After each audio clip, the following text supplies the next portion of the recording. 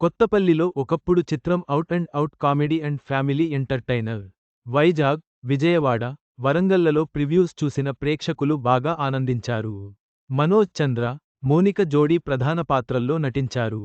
కొత్తపల్లిలో ఒకప్పుడు చిత్రం out and out comedy and family ఎంటర్టైనర్గా రూపొందింది. వైజాగ్, విజయవాడ, వరంగల్ వంటి చోట్ల మా సినిమా ప్రివ్యూస్ వేశాం.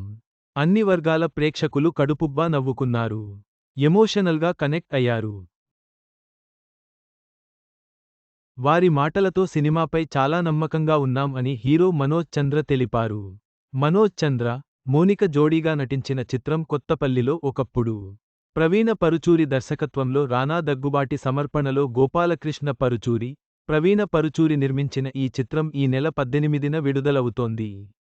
ఈ సందర్భంగా మనోజ్ చంద్ర మాట్లాడుతూ, నేను అమెరికాలో ఉన్నప్పుడు ప్రవీణగారితో పరిచయమైంది.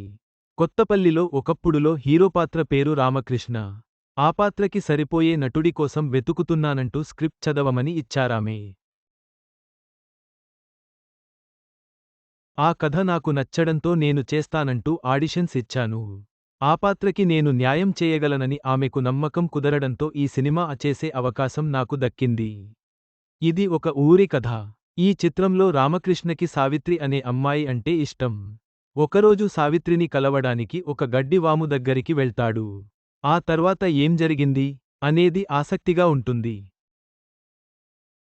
హీరోగా నా తొలి సినిమా కొత్తపల్లిలో ఒకప్పుడు విడుదల కోసం ఎంతో ఆతృతగా ఎదురు చూస్తున్నాను అని చెప్పారు. మొత్తం మీద కొత్తపల్లిలో ఒకప్పుడు చిత్రం ప్రేక్షకులను అలరించేందుకు సిద్ధంగా ఉందని మనోజ్ చంద్ర వ్యాఖ్యలు సూచిస్తున్నాయి. నవంబర్ 18 విడుదల తేదీ కోసం అభిమానులు ఎదురుచూస్తున్నారు.